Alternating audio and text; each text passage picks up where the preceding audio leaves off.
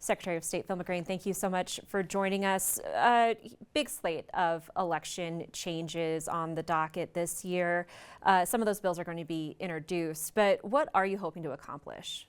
You know, one of the biggest things is we saw a huge influx of money during this last election cycle. So just on legislative races alone, we saw over $17 million spent in legislative races. Of that 17 million, only 7 million came from the candidates. So there's all those attack ads that people see or the mailers they get. These are from independent expenditures, and really right after the primary election. And Speaker Moyle had a very intense primary election. There was just an outcry that our campaign finance laws weren't doing what they needed to do in this modern age of campaigning.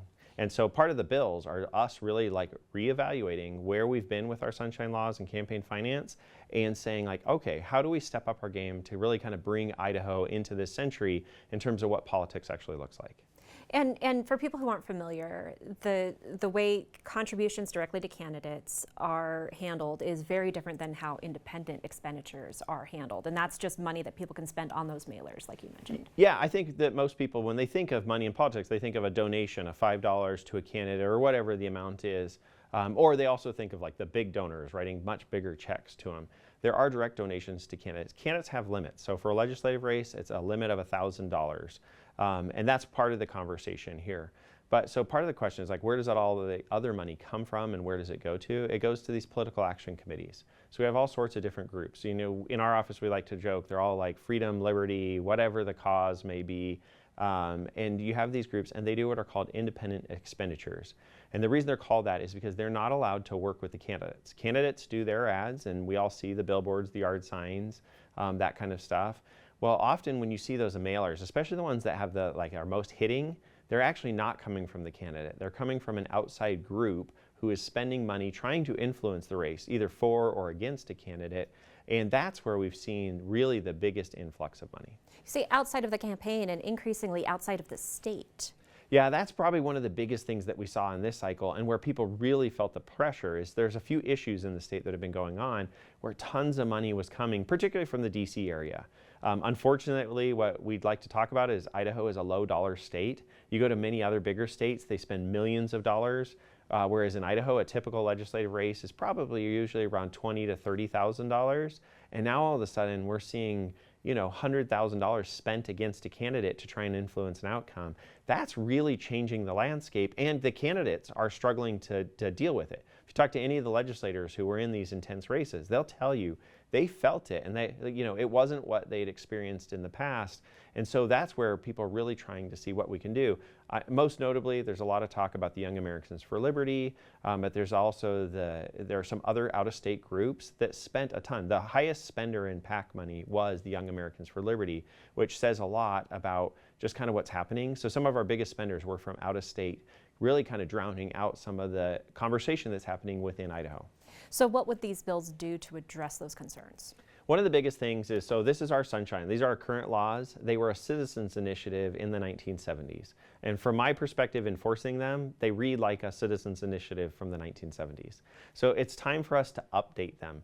One of the things we saw is these groups, especially the national groups, exploiting some of our rules and the timing. Sometimes when they do those attack ads, they could wait 30 days till they had to report it.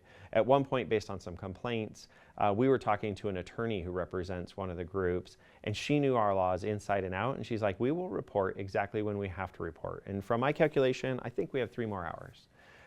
They were taking advantage of the rules to have the impact, and so part of it is just saying, we need to know faster, sooner, and know more. So 48-hour reporting for any independent expenditure over $1,000, more frequent reporting for candidates, especially in the off years. So some of that just to add more light to the system to say, we want to know who's behind it. You know, when you get the mailer, this is my vision as Secretary of State, you should be able to look paid for by, go to our website, search exactly what that says, and be able to see where's this money coming from? Is this from local constituents? Is this from out of state?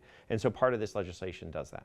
Because that really does make a difference too for a voter getting a mailer on whether it's school choice or grocery tax or whatever. If that's coming from somebody in state, it really might have a different weight than something coming from DC. Well, and I think the perception, because these are well done. I was talking to the pro tem, Kelly Anthony, he's from Declo, Idaho. In Declo, he's like, he wants people to know this is coming from Arlington, Virginia. because people in Declo are not that concerned about what Arlington thinks, but they do want to know what's going on among their fellow Idahoans. And so us being able to make that easy is a key part of adding sunshine to the process. You've been working with House leadership and Senate leadership on this. How much of these ideas were coming from you and how much from the lawmakers? So one of the biggest things that's really come from us, and we put a lot of work, is restructuring them, trying to make it simpler. Part of why we have a hard time getting compliance and enforcement is these laws currently are very messy. So if you look at the bill, it's a 40-page bill because we really are overhauling the base of the system to say, like, there should be rules for candidates, there should be rules for PACs, there should be rules for these independent expenditures. So it can be hard sometimes to read this bill compared to others, and we actually have like a 5-page guide on how to navigate it. And then we go in and we make substantive changes within there. So looking at the campaign finance limits, I know there's a lot of conversation about that, and there will continue to be, because our limits were set in 1995 and they've never been adjusted. It's probably time with inflation and other things to raise them, but I will also say we want to raise them a little bit. This is my opinion. We don't want to blow them up. And you know, I don't have many constituents telling me, like, I wish there was more money in politics. And so that's one of the conversations. The other part is just reworking some of the basic rules to update them, because there were things that both the drafters of the initiative hadn't thought of, but even the legislature since, that we're saying, like, oh, this is becoming more professionalized. We need to set expectations and also not lose sight of, like, the small school districts and stuff where we don't want it to be onerous at the same time.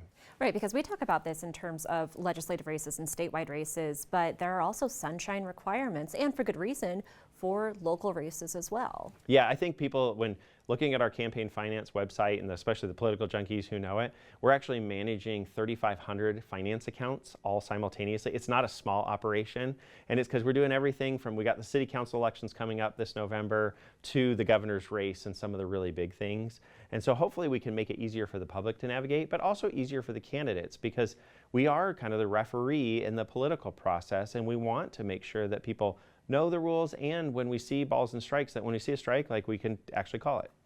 There's also been a concern about lies in campaigning, and the Speaker has a bill that would empower the Secretary of State to investigate false claims against candidates and publish those findings on the Secretary of State website. Has your office taken a position on this? You know, fortunately, I don't think we're going to really have to, because from what I'm hearing, I don't think the bill is going to see any further light at this point in time. I will say I'm a strong proponent of the First Amendment. This is one of those I completely understand, and I will say the most common complaint we get is about what people are saying during the political process, you know, effectively, like, that's not true. And that's where it goes to. Someone's called it the Minister of Truth bill. I do not want to be the Minister of Truth. You know, I always like to jokingly say our founding fathers fought really hard to say things about bad things about King George. That's where this kind of all lies.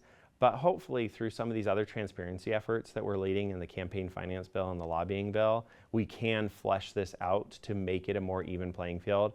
I will say, when you talk to lawmakers, pretty broad swath of folks, they're just feeling such an intense pressure these days, and they just want some relief from the intensity of what's happening outside of them and really impacting them in their districts.